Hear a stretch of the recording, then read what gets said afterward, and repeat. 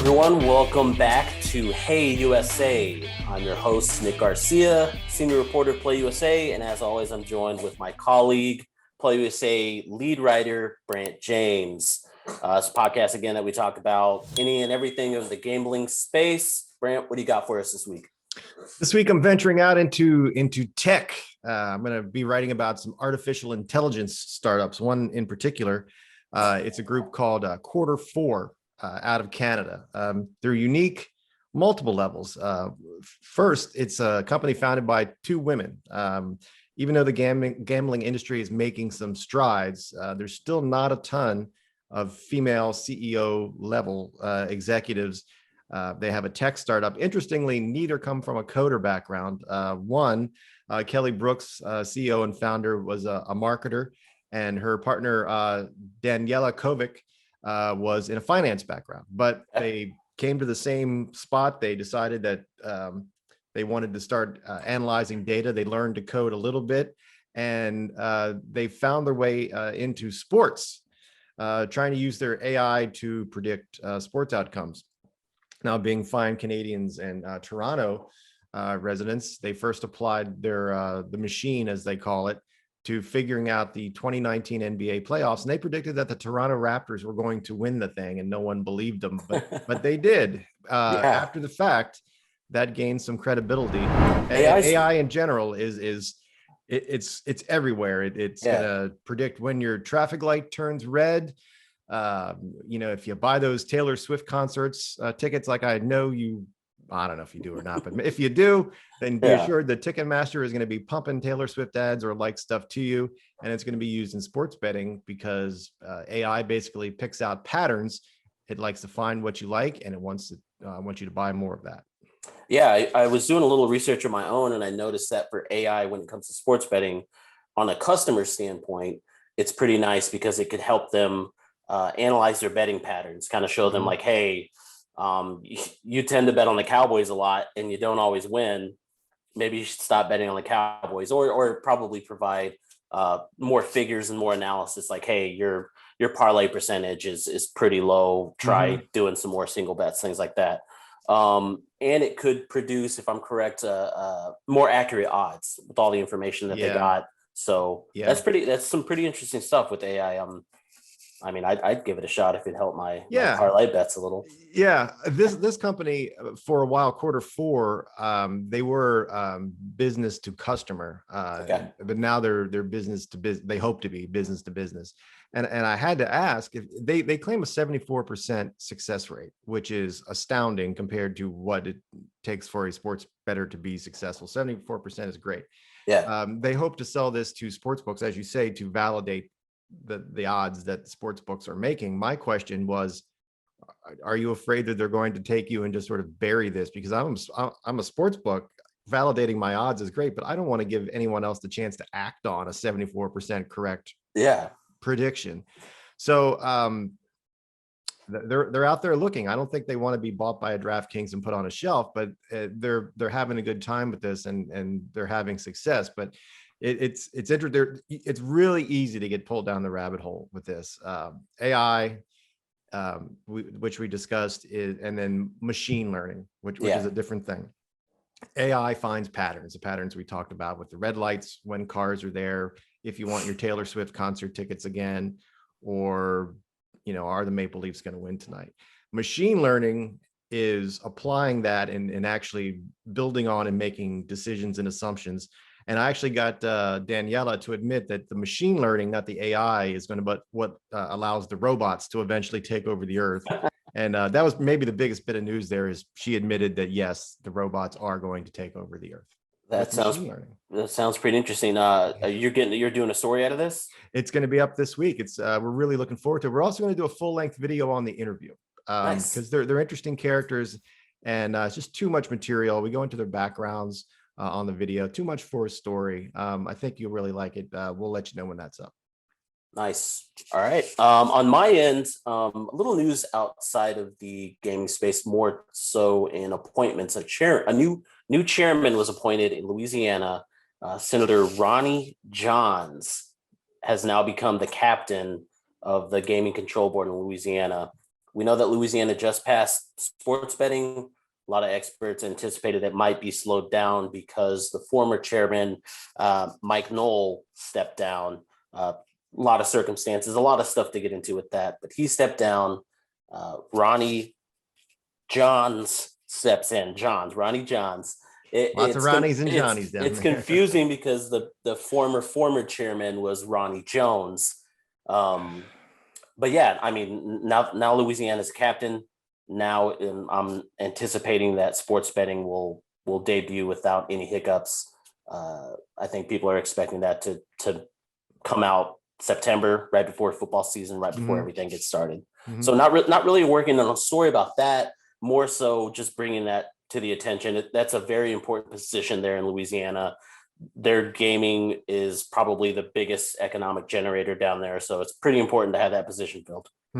Louisiana, man, from a sports betting, a gambling perspective, hotter than catfish etouffee this week. Right, we got what you just mentioned. I'm gonna mess up my Ronnies and my Johnnies and my Joneses. So yeah, that guy, Caesars branding the Superdome. That's really big. That is huge. That's the second NFL venue joining Hard Rock Stadium in Fort Lauderdale, home of the Dolphins, with a gambling tie-in. Hard Rock does other things, but yeah, casinos, and if it works, sports betting in Florida, we'll see how that goes.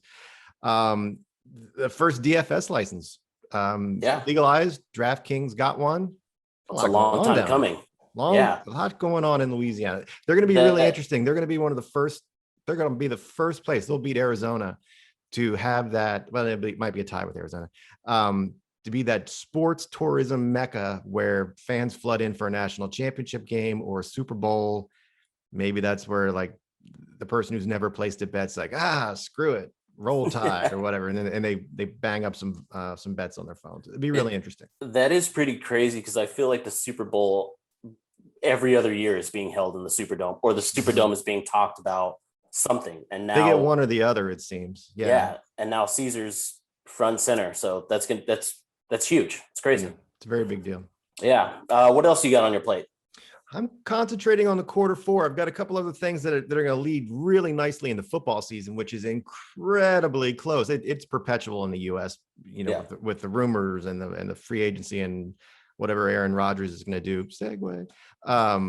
But I'm going to do some. I have a story coming up on high stakes fantasy league players. Okay. That's going to be in a couple of weeks. That's going to be closer to when we're all selecting our really awful Yahoo teams and wondering if Ezekiel Elliott will actually play this year or rush this year. Now with teams reporting to training camp, the Texans just announced that Deshaun Watson is now on the trading block. So, I mean, there's football season's 2.5 months away, and there's still. I think it's September 9 because every time I'm reading about a state launching sports betting, they want to begin before that September 9. So just to cut out the fat, a month away basically is football season, and there's still a lot of pieces that need to be moving and shaking.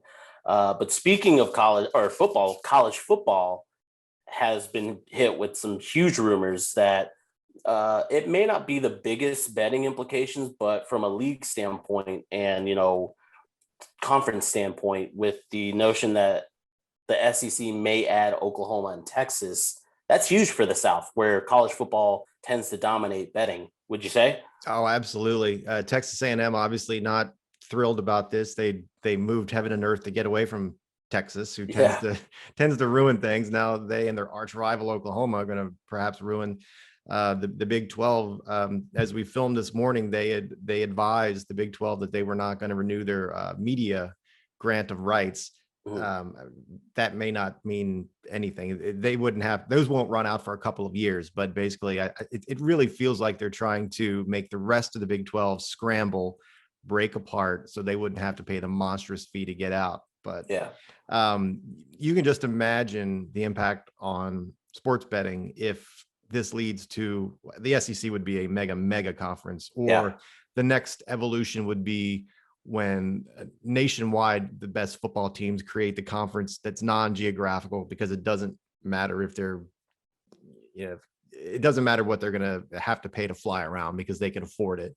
And they could just split away from the NCAA. This could ultimately be very bad for the NCAA. This would be a little bit more than semi-pro football league when this probably happens in 20 years, this next evolution. But for sports bettors, it'd be like the Champions League in soccer. Yeah. Something pretty good It's every week.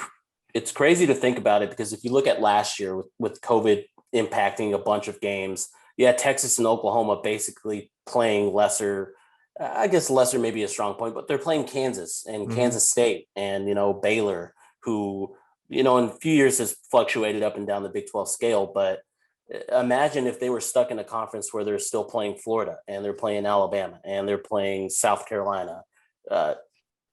It seems like that league wouldn't have been impacted at all. I mean, the SEC collects those checks, but I feel like it's the first puzzle, and then ACC will look to add other teams. Pac-12 will gobble up the rest. It's going to be a very interesting few months. And again, college football starts a little bit earlier than NFL, so that's right around the corner. Yeah, it's definitely a topic. It's pretty fascinating with, streaming becoming the predominant way to view games. The massive TV packages are diminished. We're watching games on our phones. It's unbelievable. I often wonder, like Vanderbilt. If I'm Vanderbilt, great school, incredibly great school, small school. Sports are not really great. Baseball is, but the football team is there to kind of an off week for everyone else. Do they worry about they're getting talked about behind their back? Like, if we could just get Vanderbilt out of here. I don't know. They're darn academics. Yeah, I read some things as well that, us as fans, we want our teams to win national championships, but that may not necessarily be the case with schools. Sometimes lucrative deals, lucrative TV deals, lucrative media deals kind of trump winning that national title trophy. So a team like Texas, which has not seen the success that it had with Mac Brown, moving the SEC, you would think they couldn't even dominate the Big 12. Now they're moving to the SEC. Sometimes it's all about money. Sometimes it's not about winning that championship. Texas is fascinating. They always seem to be trying to find a better conference in which to underperform. I think that's a good place to end it. Everyone, as always, this is Hey USA. Like, follow. If you have any questions for me and Brant, shoot them in the comments. We're always happy to answer them here. Brant, do you have anything else to add? No, except last week I forgot to give Ocho Senko his due. He popped into the power poll, so go check him out. But we're watching this college football thing. We're watching Aaron Rodgers. A lot going on, and it's going to get just stupider as we get closer to football season. And we love it. We do. We love every minute of it. All right. Well, thanks again, guys.